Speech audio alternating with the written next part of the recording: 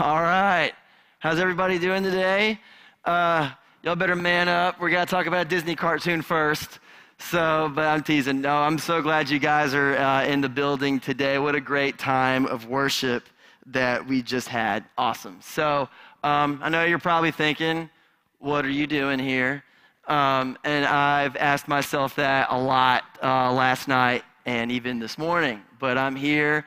And like I said, we'll get to that kind of stuff later, much later. We've got to get through a Disney cartoon today, so that's happy. It's just going to be great. So we're going to talk about Frozen. I'm going to end Frozen 1 today, and I've got to wrap. We talked about one song last week, and I've got to wrap up a whole movie before Kyle starts Frozen 2 next week. So we've got some things to cover. We're not going to talk about every single scene. We're going to talk about the overall theme of this movie. And the overall theme is fear. This whole movie, if you've seen it, and if you've never seen Frozen, first, what's wrong with you? You need to watch Frozen. It's like a rite of passage. You gotta watch it.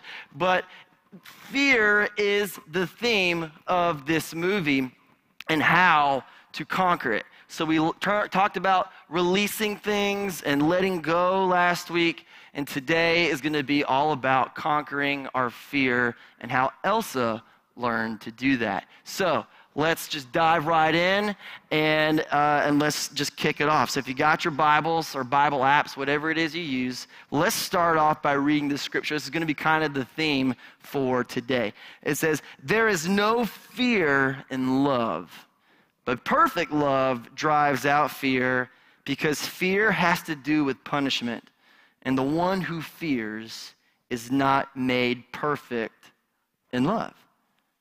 That's 1 John 4:18. It says, if we have fear, then we haven't truly experienced his love. If we have fear, we haven't truly experienced his love. And because of his perfect love drives out, it completely removes all fear. So, we're about to watch our first clip. Here's what's going on. We're going to start from the beginning of the movie. And we're going to talk about the beginning and the end. We're not going to really focus on the middle, because Let It Go was a big part of that. So the beginning of the movie, this story is about two sisters, about Anna and Elsa. My kid dressed up like Anna today for church. So if you see a little girl running around with the green coronation dress on, that's her. She is here, and she's already had 2 cups of donuts, so I feel bad for the treehouse people right now. So they got a psyched out Anna running around right now. So 2 little girls, this is the first clip. They're children, and they wake up one morning, and they're gonna play. And one of them has ice powers, and that means they're about to have a ton of fun this morning. So let's watch this first clip, and then we'll get into it. Come on. To the magic.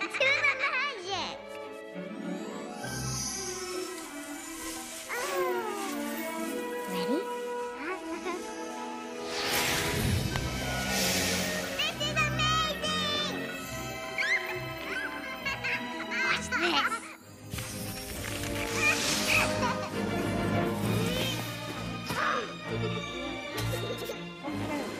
Hi, I'm Olaf, and I like warm hugs. I love you, Olaf. Tickle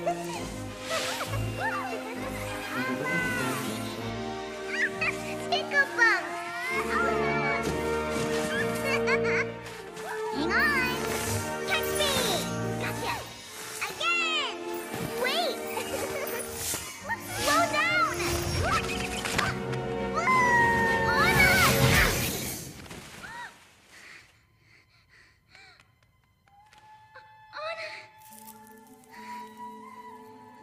Mama, Papa!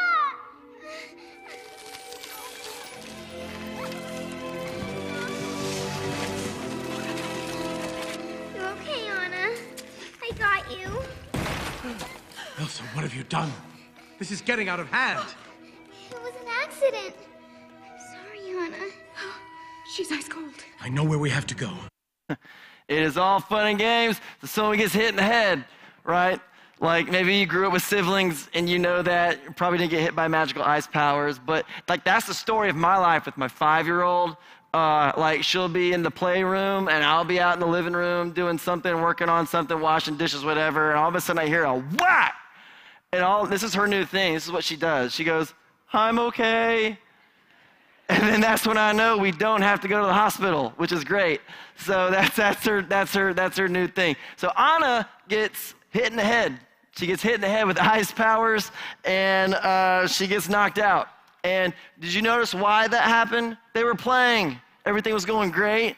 And then all of a sudden, you got to watch out for the youngest kids, right? They're the craziest. Because Anna had no fear. She's like, let's see how far we can keep pushing this as hard as we can go. And Elsa started getting a little nervous about her sister's safety so much that she lost control of her fear, her anxiety in that moment, and she accidentally hit her sister in the head with magic, and she got knocked out. So now they've got to figure out what to do. It's not like she just got knocked out. She got knocked out with magic. So they don't know what to do. They're human beings. So naturally, like in every Disney movie, they got to figure it out. So what do? I know. Let's go to the woods. Let's go to the woods and talk. And hopefully these books that I'm reading about magical trolls exist. I know, it's weird. So they're going to instead of going to the doctor, they're going to go to the woods and talk to magical trolls that are in the woods. And they got to figure out how to not only wake Anna up. Dad wants to figure out what's up with Elsa. She was born with these powers. This wasn't like a curse or anything. She was born with them. They don't know anything about this. So they've got to go get information. So they go to the woods. They take Anna and Elsa to the woods. They find these magical trolls, and let's see what happens next.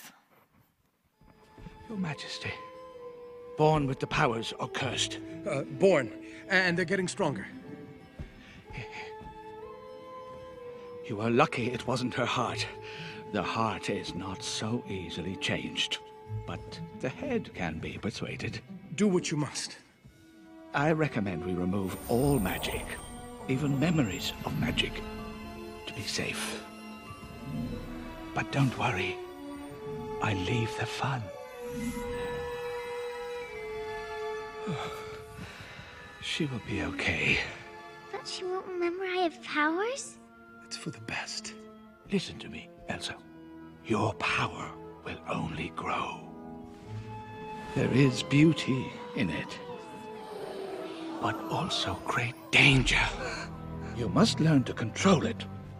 Fear will be your enemy. No, we'll protect her. She can learn to control it, I'm sure. Until then, we'll lock the gates. We'll reduce the staff. We will limit her contact with people and keep her powers hidden from everyone, including Anna. All right, so Dad's plan is they're gonna wipe Anna's memory. Mr. Troll is gonna wipe her memory, and they're gonna keep Elsa away from her sister, from everyone, till they can figure out how to get rid of her powers. So Elsa is gonna remember everything. Anna's not, but Elsa's gonna remember everything. So that's their plan. So the head troll says, did you hear what he said? He said, there is beauty in your power, but there's also great danger. He told Elsa, he told the family that fear is gonna be your greatest enemy. Not a villain, I know there's a villain in the movie, don't have to get to all that, but not a certain villain or something. Fear is going to be your greatest enemy. And one other thing that I noticed he said also about Anna that I really enjoyed is that he said, it was a good thing it was the head. It was a good thing it was the head. I can change that. We can fix that. But if she got hit in the heart, different ballgame. Can't help you. I can change the head, I can't change the heart. So fear is going to be Elsa's greatest enemy, and it is the major theme of this film. And I think a lot of times in our lives, fear can be our greatest enemy. Anxiety can be our greatest enemy. I know that for a fact because I have struggled with anxiety my entire life, ever since I was a little kid. It's just kind of where I've always been. And so I'm going to share with you a personal story that's fun. It's fun, I promise. And it's when I was a little kid. When we moved here, when I was in third grade, I can't remember how old I was. I think I was like in third grade. And we decided to go to Disney World. We always go to Disney World. My parents have gone to Disney World before I was born. They took me and my sister to Disney World all the time. We go to Disney World all the time now with Lily Grant. It's just kind of what we do. We're Disney people. That's what we do. So I was in third grade this particular year. We're going to Disney World. And I was really pumped for this particular year, because some of my best friends were going on this trip. I think they're in this building today. I'm not going to name names, but there was 3 of them. We'll just call them 1, 2, and 3, okay? And so they were coming, and I was very excited. So this particular day, it was Magic Kingdom Day. And if you've ever been, you know that's like the best day. There's the most to do. At this time, this was, I think, the 90s, third grade, like the 90s. So I know there's lots more stuff to Disney World today. I just went recently. And so the 4 major rides in the Magic Kingdom at this particular time, and some of them still are, is you have the Goofy Barnstormer roller coaster. You have Big Thunder Mountain Railroad. This is one of my favorites. You've got Space Mountain. I like it, but it gives me anxiety. And there's, that is like a Peanut Festival fair ride, dude. Like, my sister loves that ride, and we rode it this past time. I'm 33, and I told her, I'm never riding this again. This is it. I'm done. Like, I'm pretty sure, like, there was this one loop, and, like, we both looked at each other like, I know the wheels just, Disney's going to have to get on that. Like, you know, the wheels came off the track. I kid you not. And then the 4th ride is Splash Mountain. Now, you have to remember, before I go into the story, I am in 3rd grade. I don't like rides. I like rides now. I didn't like rides then. And all I could think about with Splash Mountain is it has a 60-foot drop at the end of it. I don't like drops. I don't do drops today. I've never ridden Tower of Terror. I never will. You can't make me. That's just the way it goes. So this particular trip, my dad and I mom and sister were at the park. Lindsay was too little to ride anything other than like Small World at the time, which was my speed at this moment in my life. So Dad and I, I think were like at another park or something. We didn't hang out with them all day. We met them towards the end of the Magic Kingdom day, and then we were going to go to dinner with them somewhere to eat. So me and Dad, we had the day, right? We had the morning. This was a very big trip for Hayes, because this was the year he was going to force me to ride all 4 of those rides, okay? Because he's tired of riding the Mad Hatter's Teacups 85 times. He's tired of waiting in line twice for Peter Pan, because that's 88 minutes. And Small World, because that's the never-ending, oh my gosh, that's the most annoying song in the world. I feel bad for making my parents ride that now. So he was determined to do this, and he made me a deal. He said, because he knew I did not want to do Splash Mountain because of that drop. He said, if you ride the first 3, I promise you, you won't have to ride Splash Mountain. I said, deal. So we went, so it was like a training day with roller coasters. We started with the Goofy ride, because it's like a 30-second ride. You know, it's a little tiny roller coaster. And then I graduated, and I went to Big Thunder Mountain, right? Love that ride. Still one of my favorites today.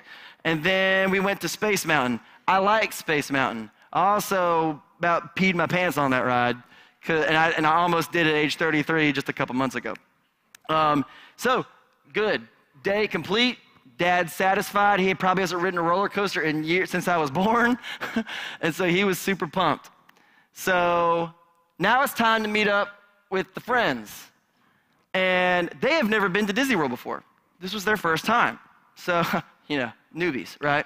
So they came in, and I kid you not, the first thing the 3 of them said was, "We're gonna ride Splash Mountain!" And I went, "Yeah, And as soon as they said that, this was my dad, he went, I mean, he gave me that look like there's nothing I can do, man. You know, so sorry. I just lied to my kid, you know. So I was trying this whole time to figure out, how am I going to get out of this? Do I not feel well? I had a funnel cake. Can't do that, you know, like that's not good for anybody. I was sweating this out because I did not want to go down this drop, okay?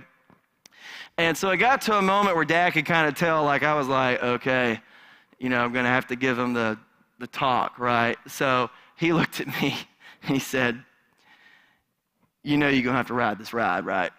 And I said, I really don't want to. You promised. You lied. He said, I know, but if you don't, I'm going to call, there's three of them. There's three of them. The third one is the sweetest. She's my favorite. The first two, I'm going to call them thing one and thing two. My dad told me, he's like, you know that the first two are going to go home and tell everybody that you didn't ride this ride. Do you really want that? And I said, oh, God, no, I don't. So I was like, okay, I'm going to ride this stupid ride. I don't want to. And I was sweating this out. All you can do when you're waiting in line is hear people going down this drop and they're screaming. I got anxiety going through the roof. So finally we get on this ride, and Disney tricks you with this ride because it's Small World. They're singing, I didn't know this, there are singing puppets in it. And they're playing banjos, and everybody's happy, and they're singing Zippity Doo-Dah, and it's awesome. And you're riding, and it's slow, and everybody's happy. And then this ride trains you in the moment, if you've ever ridden it. You go down a little drop, and then you go up, and then you go down another drop. It's a little bit bigger. Then you go down another one. Then you get to this medium one. You're like, woo, I'm good. You know, no. You forget in your mind about what's about to go down because everybody's happy and all the little woodland creatures are singing Zippity Doo-Dah and they're dancing. And all of a sudden, you take a left turn and this ride goes super dark, super quick. It goes from Zippity Doo-Dah to the music is gone and all you hear is thunder and lightning, and you're slowly going up, and there's a vulture puppet that comes out of nowhere, and he's laughing at you, like, you know, I know what's about to happen to you. And so you get there, and then you can feel that thing, like, just do this at the very top. And I'm like flipping out. And all of a sudden, wow, there you go, 60-foot drop. Water is going everywhere. You cannot see going down. There's water going everywhere. And I just screamed my head off. We have a hilarious picture of it. And the funny thing is they also, you know, they like to tease me about the ride that day, but everybody was screaming because pictures tell all. I cannot show the picture today because it didn't show up well. This picture's from the 90s. So what I'm going to do is if you want to see who I was talking about, I'm going to post it on my Insta story later, and you can see for yourself who I was on this trip with. And just know this, if they tell you anything else other than what I just told you, it is a lie. A lie, because especially thing one and thing two love to add something to that story every single time. Like, oh, we were in 7th grade. No, we weren't. We were in 3rd grade. And you cried. I did not cry. So don't, because you'll know who it is. Some of y'all will know who it is. Whatever they say, that is my platform, that is my truth, and I'm sticking with it. Okay. Why did I tell that story? You see what I did when I was a kid? I do this still now. We all do this now. I built that up in my brain. My fear, my anxiety the whole time was telling me, this is going to be awful. This is going to be terrible. So the bad's going to happen. That's what happens, right? Nothing has even happened yet, but I'm already talking about in my brain that this is going to be a terrible experience. We allow fear to take over. We allow anxiety to control us. And it's simple. It's because fear is a liar.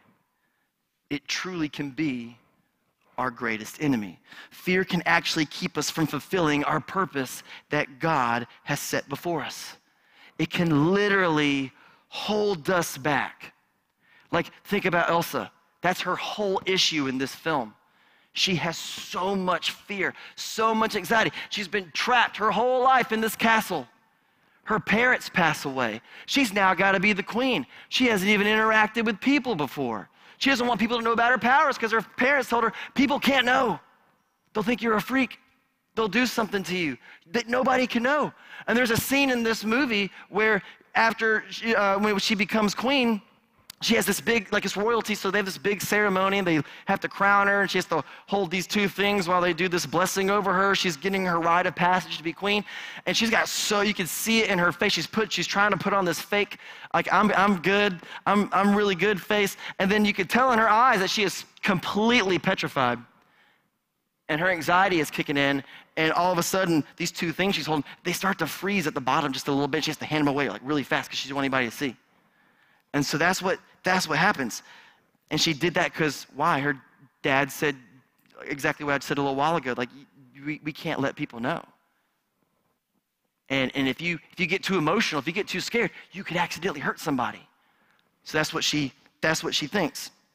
So she has been crippled by fear her entire life. So the question today is, what fears and anxieties in your life are holding you back today, right now? How do we break free of them? If you were here last week, how do we let them go, right? How do we let them go? Well, one way, and this is super simple, and it's going to sound super Sunday school, cheeseball, cliche, but it actually really works if we'll do it, and that's simply to call on Jesus, to call out to him. Like, what's your prayer life like?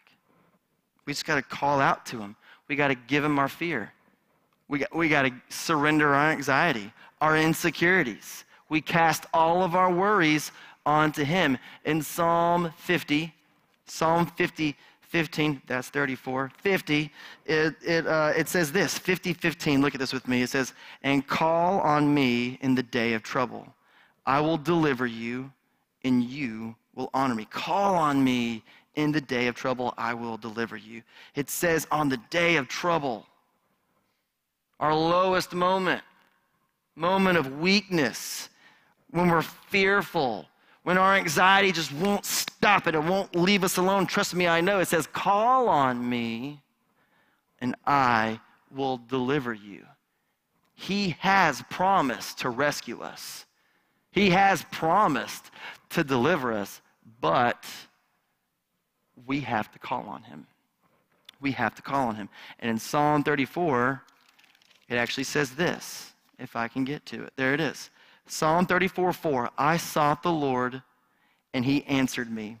He delivered me from all of my fears. Not some, all of my fears. We simply call upon Jesus, and he will deliver us from every single one of our fears, anxieties, insecurities, whatever it is you're going through.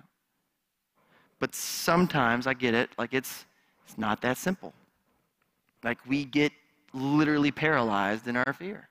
Just like Elsa, we get paralyzed in our fear.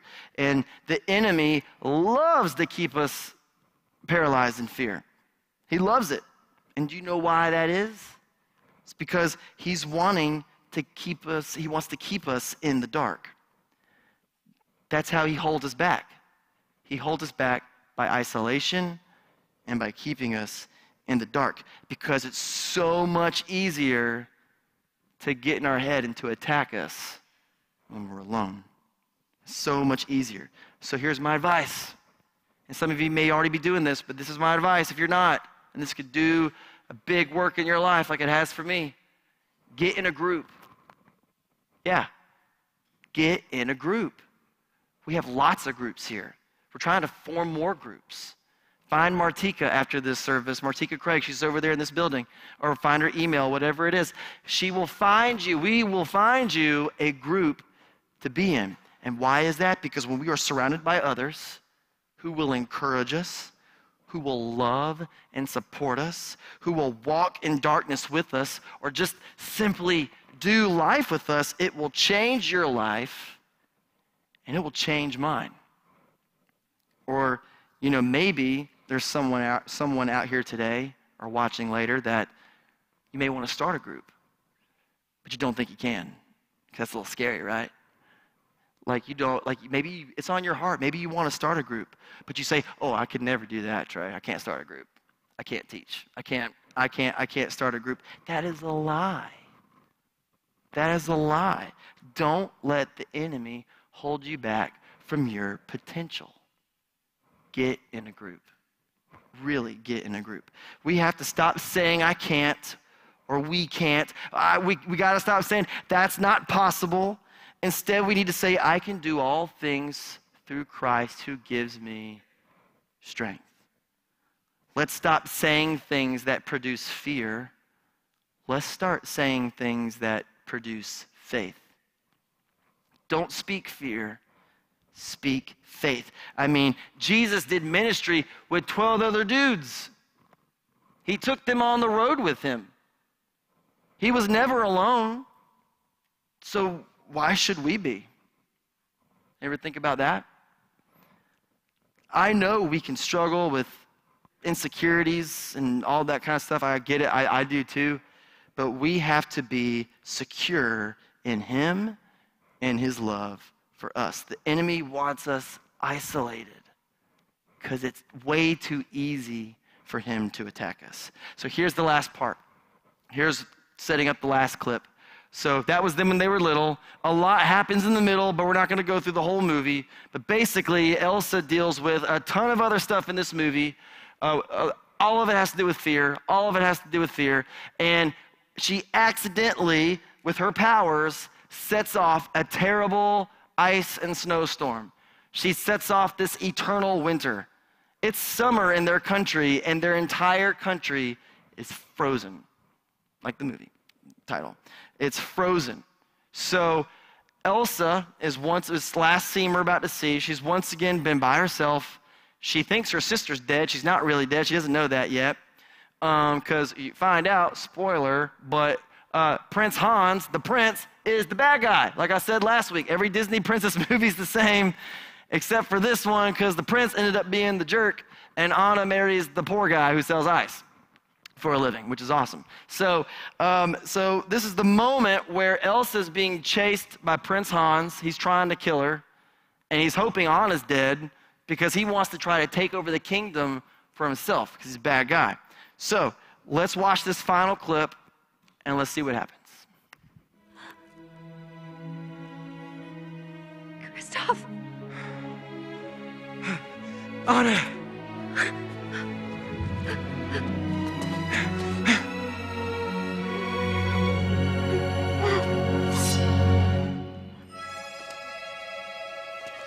Elsa.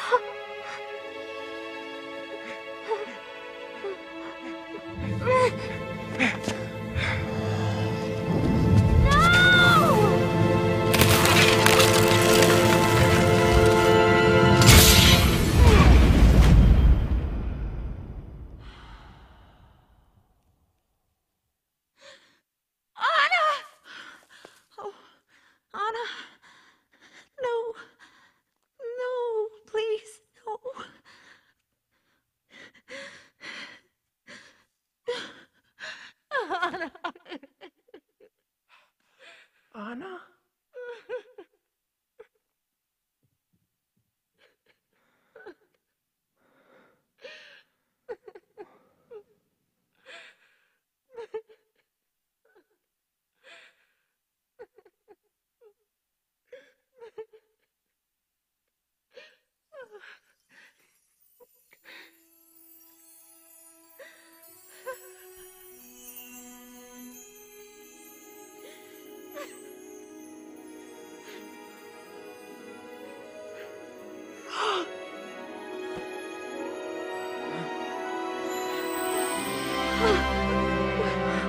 Anna? Oh, Elsa. You sacrificed yourself for me? I love you. love will thaw a frozen heart. Love will thaw. Love. Of course. Elsa? Love.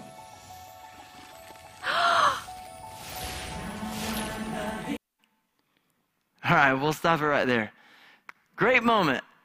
So what happens earlier in the film that you didn't see before this movie, the reason why Anna is freezing is because, like, if you remember back to what the troll said, I can change the head, I can't change the heart. Anna gets struck again by Elsa on accident, once again, but this time in the heart, and that's why she completely freezes. So they find out that an act of true love can thaw a frozen heart. Naturally, if you watch this movie for the first time in the movie theater like I did, I was like, oh, well, somebody's just got to kiss her, like in all the Disney movies. Somebody's got to kiss her, and it'll be fine. And they'll probably get married after knowing each other for 24 hours. That's how it goes. And that's not what happened. It was a different kind of love. Anna saved the day because of her sacrificial love. True love melts a frozen heart. Sacrificial love can melt a frozen heart. You know what's so interesting about this movie to me? And I've kind of picked up on this as I've watched it because, you know, my kid loves this movie. We've watched it 1,000 times. Anytime Elsa is afraid, and this goes back to the very first clip if you truly watch it, anytime Elsa's scared, emotional, yes, like her powers are out of control, but it's ice. It's rough. It's ice.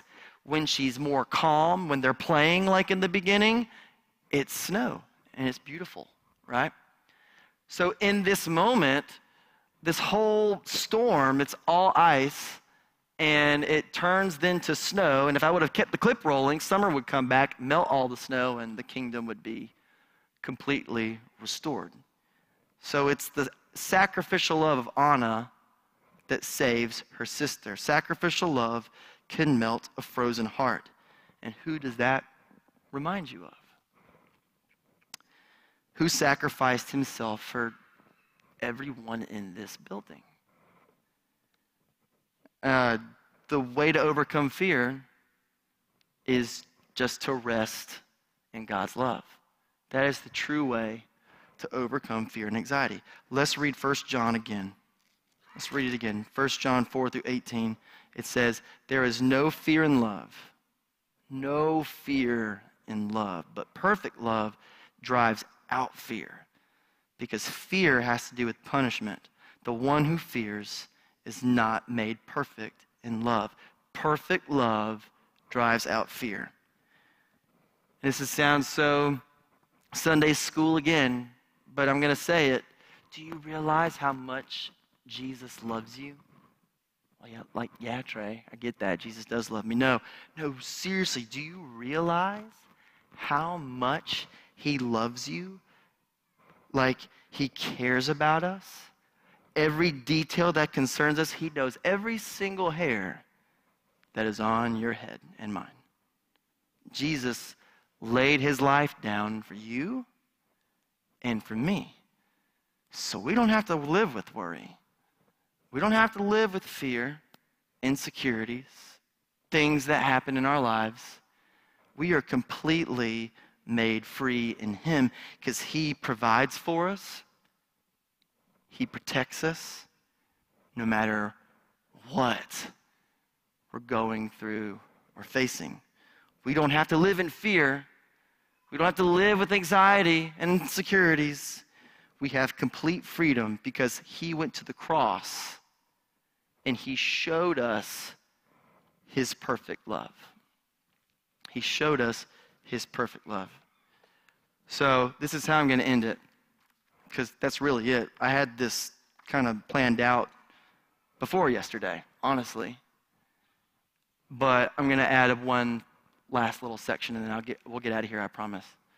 I know you're probably thinking, like, how in the world are you up here today? And it's simple. Yeah, I have anxieties and fears. I don't fear anymore. These last 3 years, it's been a huge journey for my dad and for my whole family. It's been a rough couple weeks for the whole family, taking care of him and all kinds of different things going on. I was there yesterday with my sister, watching him breathe his last breaths. And I didn't cry because I'm not afraid. I wasn't afraid in that moment. I had a little more anxiety this morning, deciding if I was going to do this or not, But I was there and I had no fear because I know exactly where he is. I feel him with me right now. I know he's in heaven with Jesus, probably cracking off really dumb jokes. I kind of thought back a while back. He had this sermon. I can't remember. You might remember. It was a while back, but he was still preaching. And, he said one Sunday, he says whenever he gets to heaven, he wants one or two things to happen. The first thing is he wants to, I guess, hang out with C.S. Lewis. Hope that happened. Number two, it's going to be an interesting one for him. He said that he really, really wanted to play a pickup basketball game with Kobe Bryant and Pete Maravich. And I remember after that Sunday, I told him, I don't think you're going to be in that game. I said, I think you're going to be on the church league court, but you can watch that game, or you could probably hand Kobe his water bottle because he's going to need one. So I don't have fear anymore. Not as much. Not knowing that he's in perfect care. Not knowing that I will have that too one day. It's tough. It's hard to let go.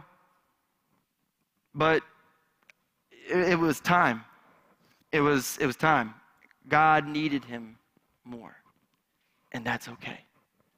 Like that song we were singing earlier. I love that bridge. Why should my heart grow weary? Don't be so downcast, oh my soul. You are in every moment. You are simply just my greatest miracle. I want to thank y'all from the bottom of my heart. My family thanks y'all for the love and support. That's how I could get up here today, is all of you.